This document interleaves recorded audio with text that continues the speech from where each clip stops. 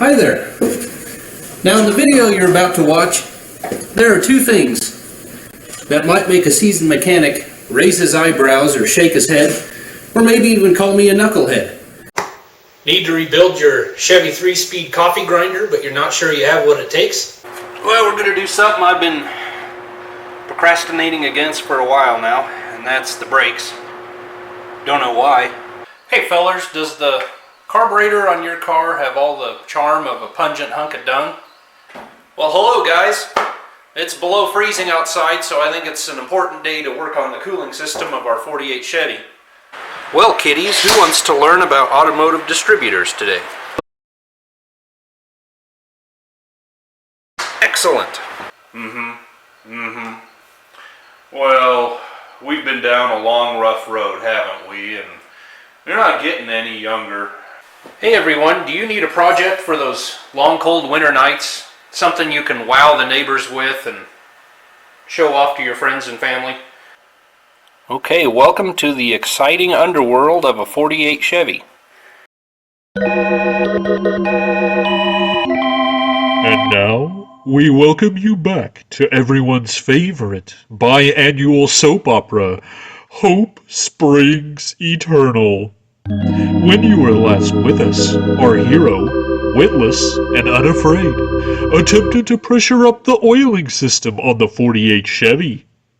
Unbeknownst to him, he left a gaping hole in the pressurized system that lent new meaning to the term lubricity. Reeling from this turn of events, beaten and self-punishing, he turned to his only source of just atonement, his wife's foot. Well, that's a big kick in the knickers. That is the loving care and maintenance of the double action shock absorber. But as you can see, we have the 48 back, so it's a happy day. We have a list as long as my arm to get through before we say goodbye. So long, farewell, auf Wiedersehen, adieu to you and you and you. In the previous video, you saw a brilliant piece of videography that looks something like this.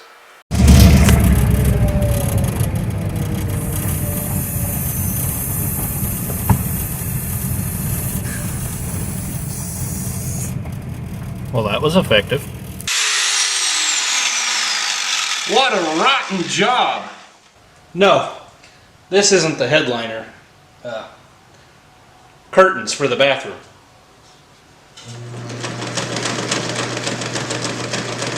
So, a guy's been working ahead of you a little bit, huh? What do you think? No, it's an old sock. Yes. Yeah. You're gonna have to come back later. We'll see you after this. I'm about as comfortable as the last time I was shopping at Target. Boo. You ever have one of those had pizza from the wrong place last night, so you tossed and turned with stomachache and heartburn all night, and finally at 3 a.m. you got up because you had nothing better to do and you came out to your shop to work on a project mornings? Me too. Hey! Can you shut that off?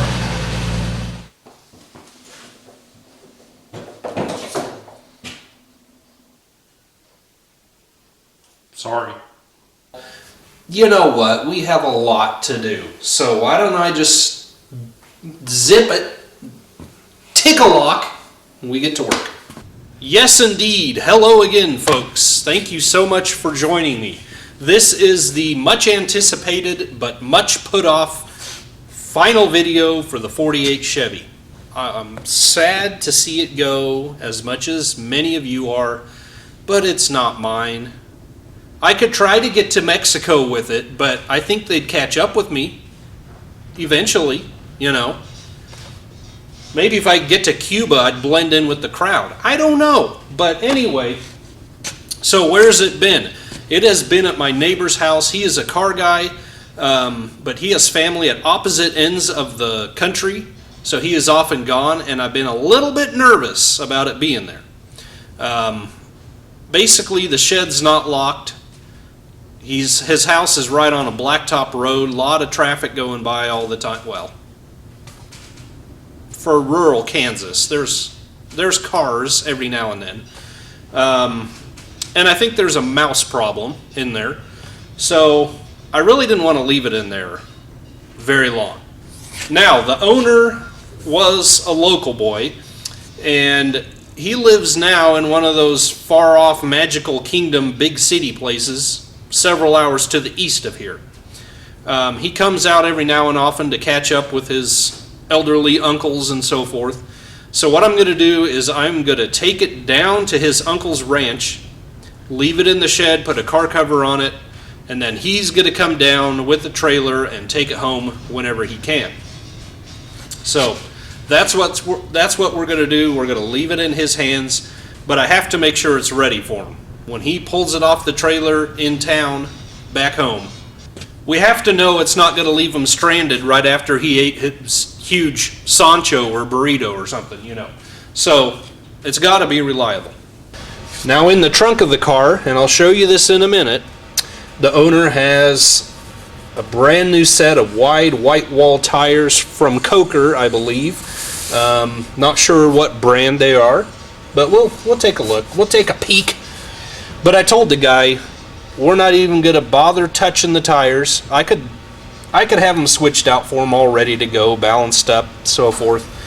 But if you recall, we got in and got the shock absorbers working on this car. And up front, that means the whole upper control arm is incorporated into the shock absorber, which means I had to mess with the alignment in order to take those out, put them back in.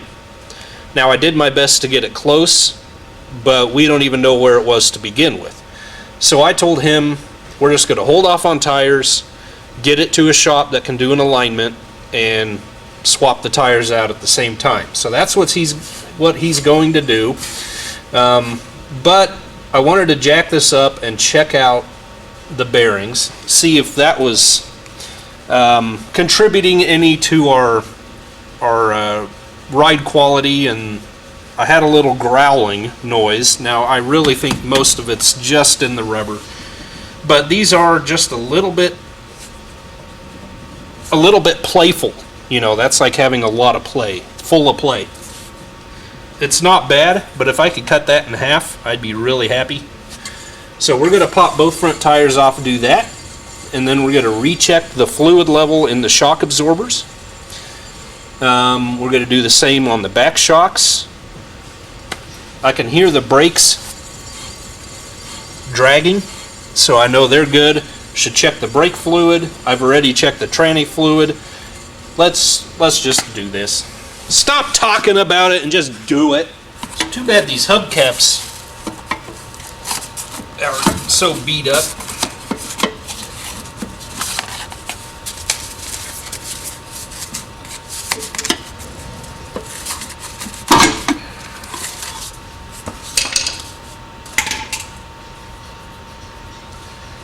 Question is, can I just get to the fluid without having to do that? I don't know if I can get my head in there. Ugh. Get off! Looking back. Oh no. Didn't have to do that good a job. Okay, I think we have a half turn hole here. Right there. I like that better. Get another pin.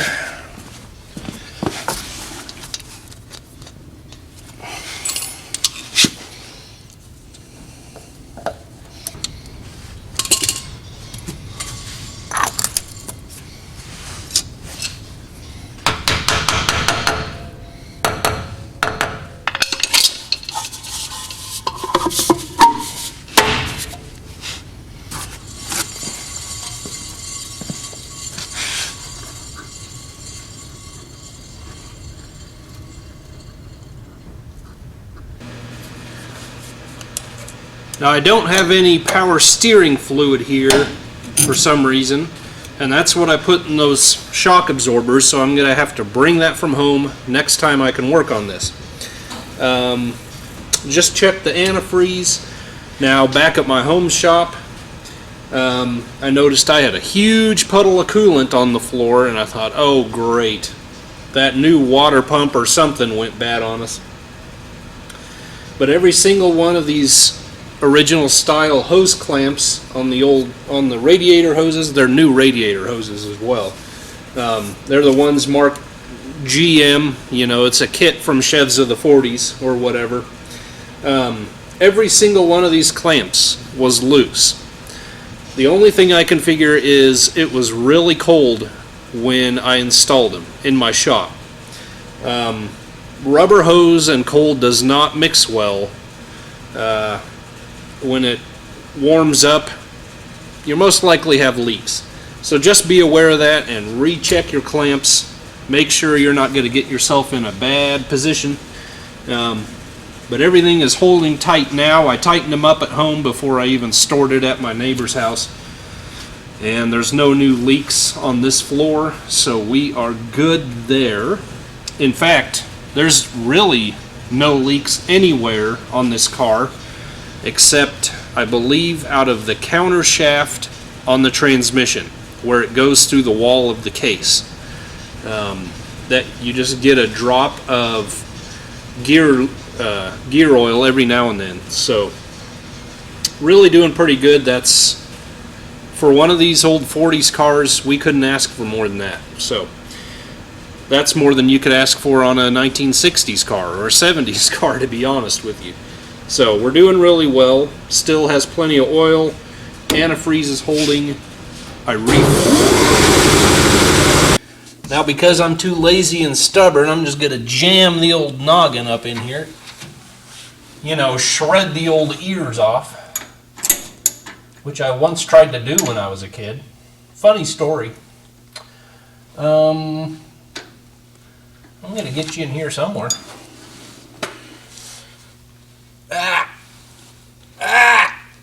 Get out. Come on. Come on. You got it. Yeah. The earlobe has got to fold.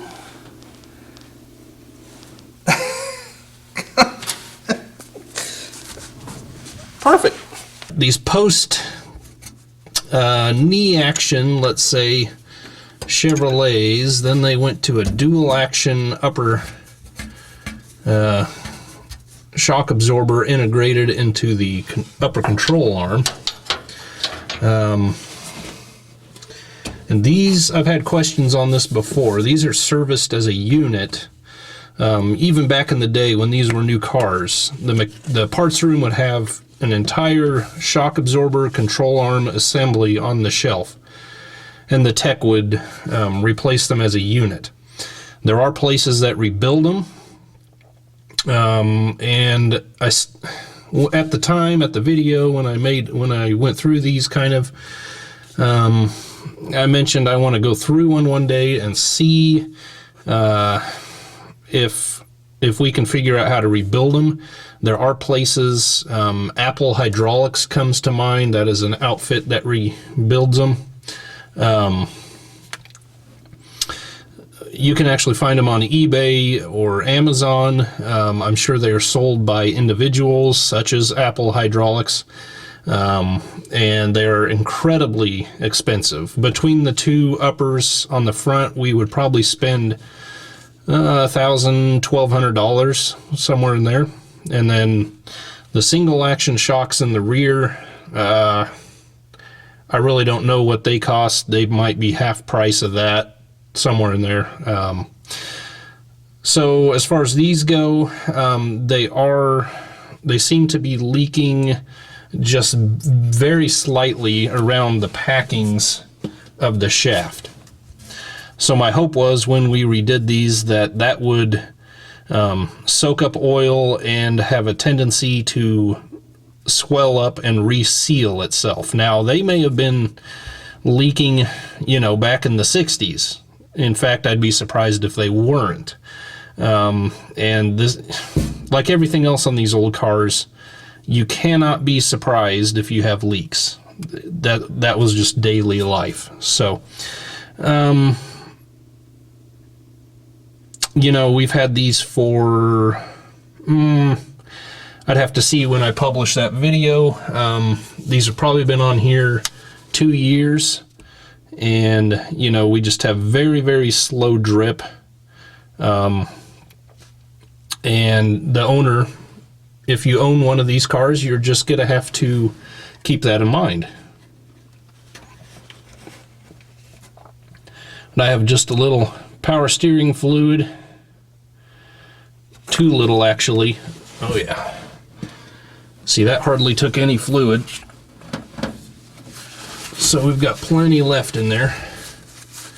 I'm gonna soak some of that back up actually.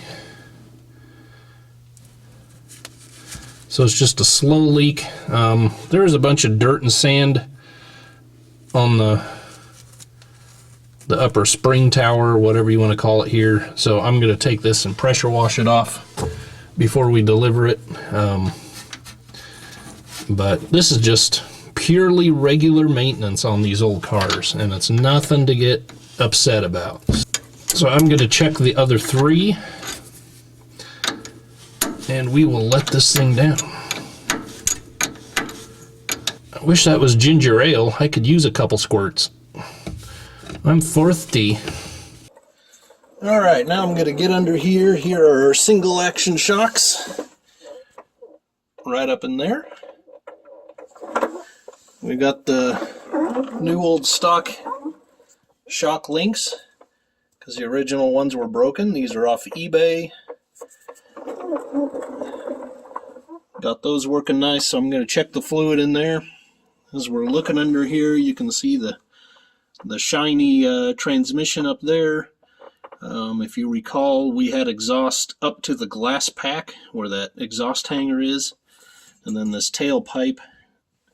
I had an exhaust shop bendy one. I was not there. I had no pattern. The earliest card that he had was for a 49 to 54 Chevy.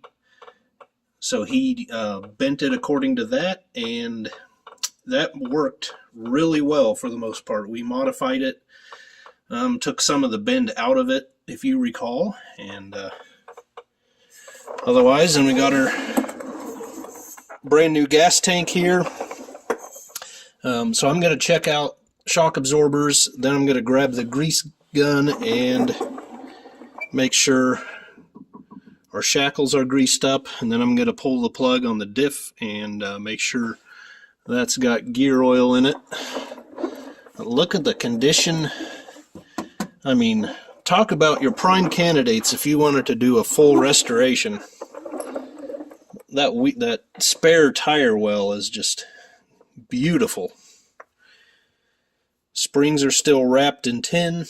I mean, come on. It is so nice for a change to be in the shop with the door open for just a little bit, you know? Beautiful day out there. I think Tubal Cain the blacksmith was the last one to check this rear end. Goodness sakes.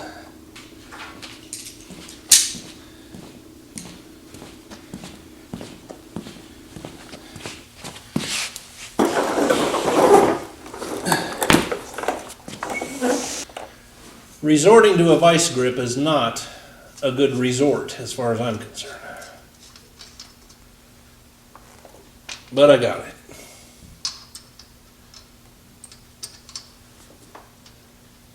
Well, the great news is there is a normal amount of gear oil in the rear end, which means our torque tube seal is holding up fine. In fact, I think I'm going to throw in like a pint and be happy. You may have seen me touch the bumper with my knuckles every single time I get down here. I get an arc about a ½ inch long from the static electricity getting on and off this plastic creeper. The air's just a little dry out here, you know what I mean?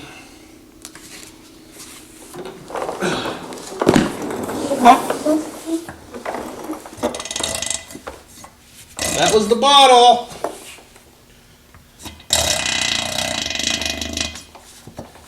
Calm down, dude.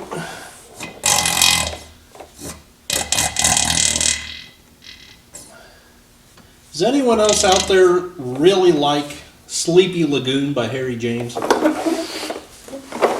I don't know what it is about the song, but I dig it, man. Okay, grease the spring.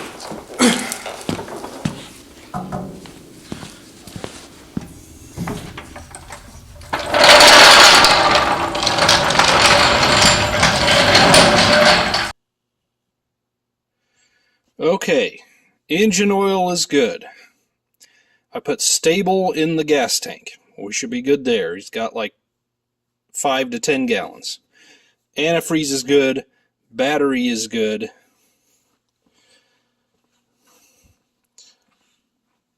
Belt tension is good. Transmission is good. Therefore, torque tube is good. Shock absorbers are good. Front suspension is greased. Rear suspension is greased.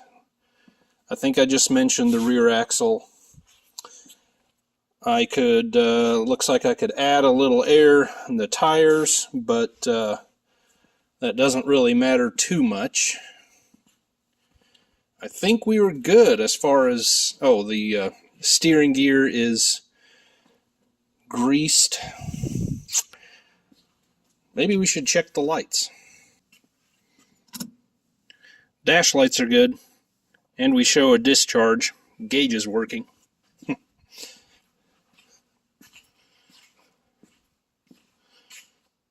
Headlights good.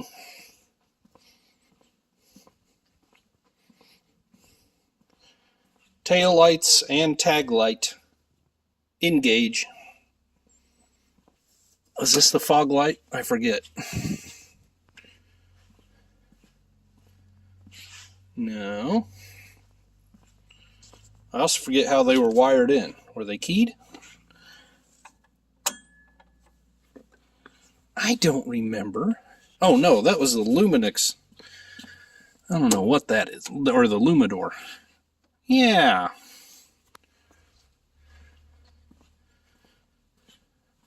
Yeah, there we go. Excellent.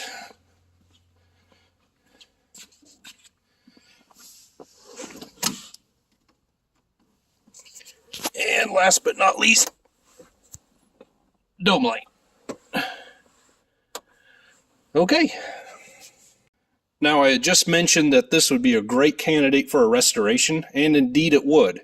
You know, the paint is from, I believe, the 60s, close to an original color.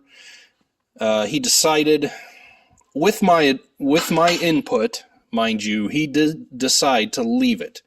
He asked my opinion, and I said, honestly, if I had this car, I would clean the paint up as best I can and just enjoy the car.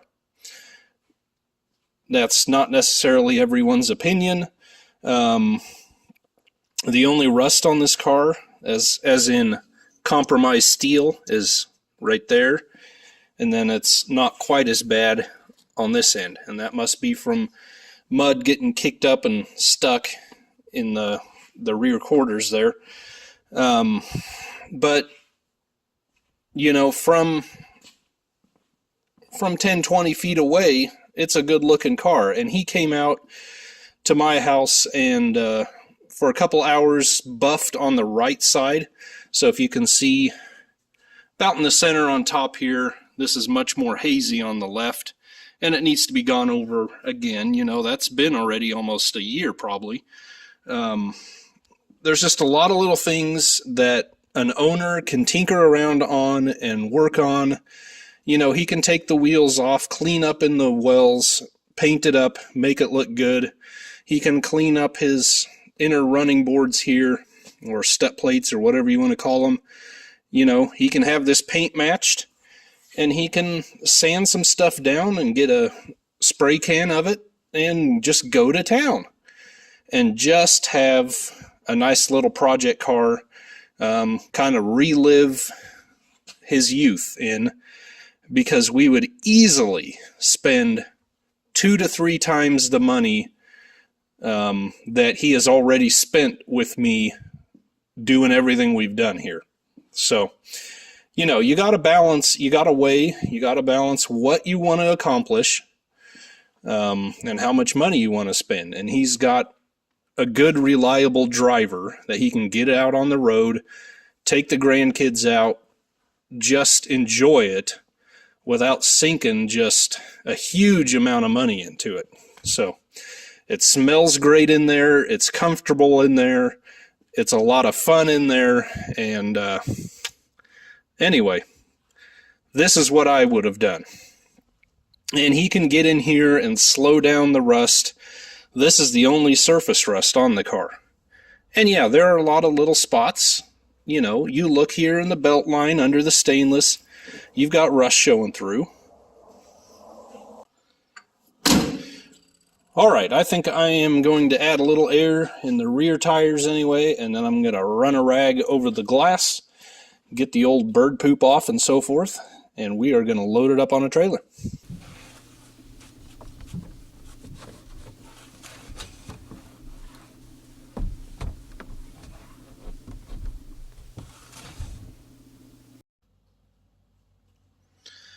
So, one last look in my possession. Believe it or not, I've had this car in my shop since I would say late-ish 2019. Man, that's been a while. If you've been following me through the last couple of years, now I started it and I was not producing videos, publishing videos, but I soon began, and you caught up with me with the engine out and everything. Original 48 216 from the factory engine. Tore it completely down. Plastic aged bearings, they were good. Took the head into a trusted friend. He went through it, so we're all good there. Manifolds, they were mostly good. I replaced the exhaust flap spring there, rebuilt the carburetor, refinished the air cleaner. By the way, that's got good clean oil in it. I didn't mention that before. Starter, generator, we went through, tested, got them going really good. New clutch, went through the transmission, went through the, we put a new U-joint in there, and then we went through the adjustment and the procedure to do the shim adjustment on the ball. Okie bushing, of course, new battery, new fuel pump, all new cooling system, water pump, new hoses with the GM stamping on them, old school clamps. Original Harrison radiator had a huge hole right here, you can see. Took it into a trusted radiator shop. He repaired it, tested it, we're good to go again, not leaking. Went through the distributor. All new ignition system, still the points, still the grease cup, original coil. Not that that is a big deal, but you know what I mean.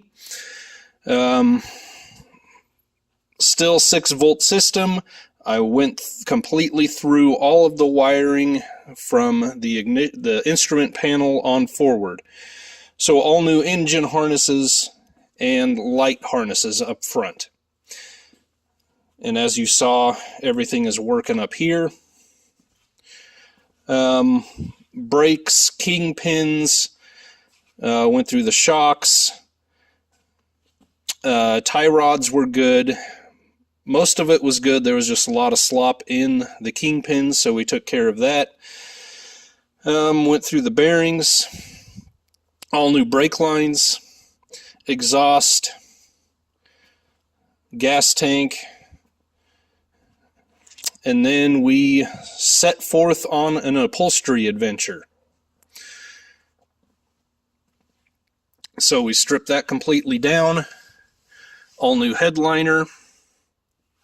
Then we started with the door panels, made new front and rear panels. Then we did the rear armrests and the rear seat. New package tray back there. New kick panels up front. Then we did the base on the front seat. It's got schmutz on it too.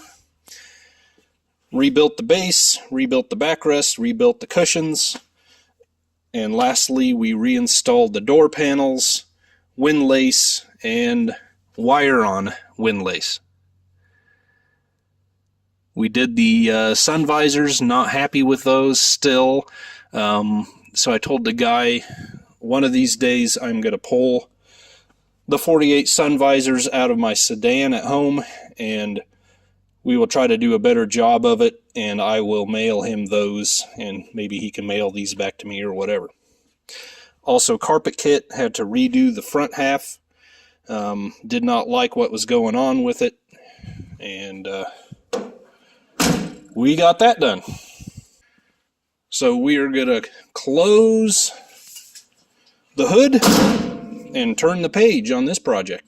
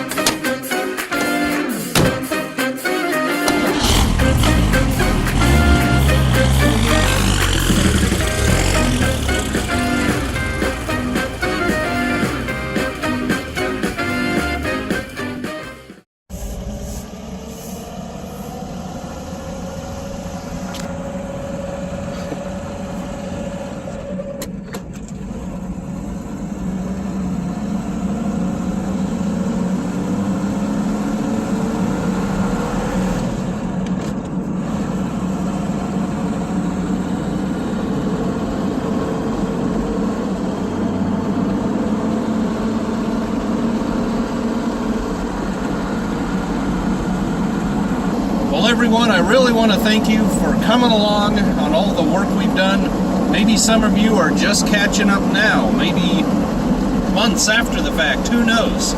But I just want you to know I really appreciate you guys spending so much time with me. We've learned a lot along the way. I really appreciate all of the support and the comments and the thank yous that you have sent my way. I've really enjoyed working on this car. I sure wish I had one of my own. Personally, a 40 or a 41 is where it's at. That would be a dream car as far as I'm concerned. But these 48s, they're something special all the same. So anyway, thanks again for coming along. I am going to get this up on the trailer, loaded up, down to the uncle's ranch, get it covered up with a tarp or a car cover, and just wait for the day for the owner to come get it, and he can take it home and start enjoying it. So thanks again, guys. God bless you. We'll see you on the next one.